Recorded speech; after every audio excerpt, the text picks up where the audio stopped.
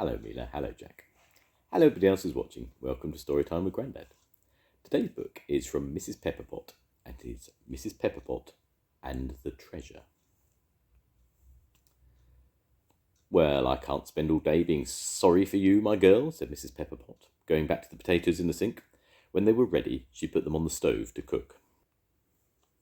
Puss was at the door. Meow, she said, scratching at it.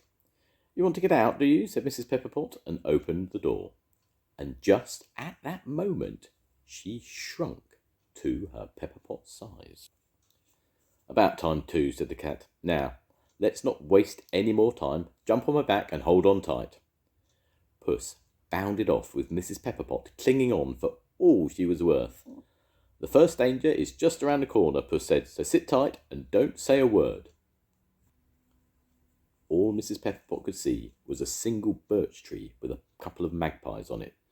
The birds seemed as big as eagles to her now, and the tree was like a mountain. There's a cat, the magpies screamed. Let's snip her tail, let's pull her whiskers. And they swooped down, skimming so close over Mrs Pepperpot's head she was nearly blown away. But Puss took no notice at all. She just kept on down the hill, and the magpies soon tired of the game. That's that, said the cat. Now, we must watch out for snowballs. We have to cross the boys' playground. So if any of them aim at you, duck behind my ears and hang on. Mrs Pepperpot looked at the boys. She knew them all. She'd often given them sweets and biscuits. They can't be dangerous, she said to herself.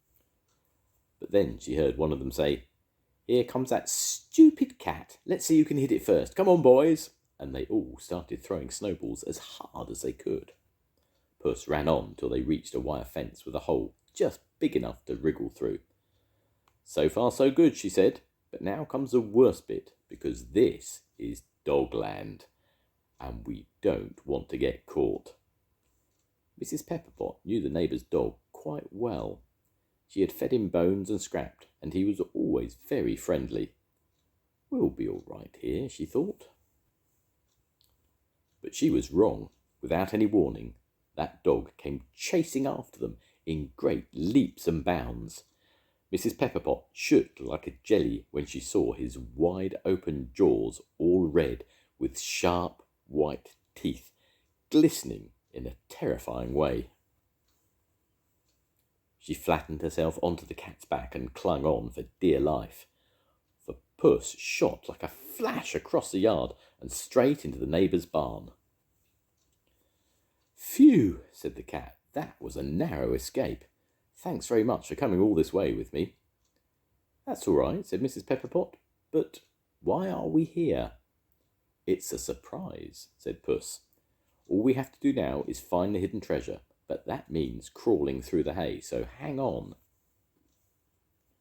And off they went again, slowly this time, for it was hard going through the prickly stalks. They seemed as big as bean poles to Mrs Pepperpot. The dust was terrible. It was in her eyes, her mouth, her hair, down her neck, everywhere.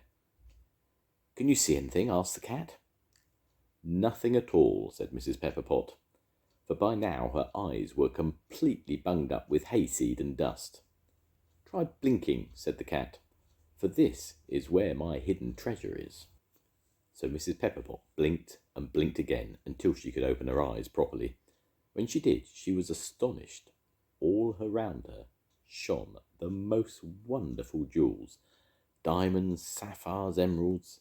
They glittered in every hue. There you are, didn't I tell you I had hidden treasure for you, said the cat. But she didn't give Mrs Pepperpot time to have a closer look. We'll have to hurry back now, or your potatoes will be spoiled. So they crawled back through the hay, and just as they came out into the daylight, Mrs Pepperpot grew to her ordinary size. She picked the cat up in her arms and walked across the yard. The dog was there, but what a different dog. He nuzzled Mrs Pepperpot's skirt and wagged his tail in the friendliest way. Through the gate they came to where the boys were playing. Each one of them nodded to her politely and said, "Good morning." Then they went up the hill, and there were the magpies in the birch tree. but not a sound came from them.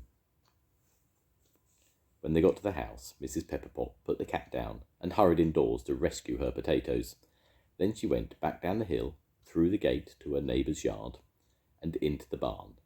She climbed over the hay till she found the spot where the treasure lay. And what do you think it was? 4 coal-black kittens with beautiful, shining eyes. The end. Goodbye, Mila. Goodbye, Jack.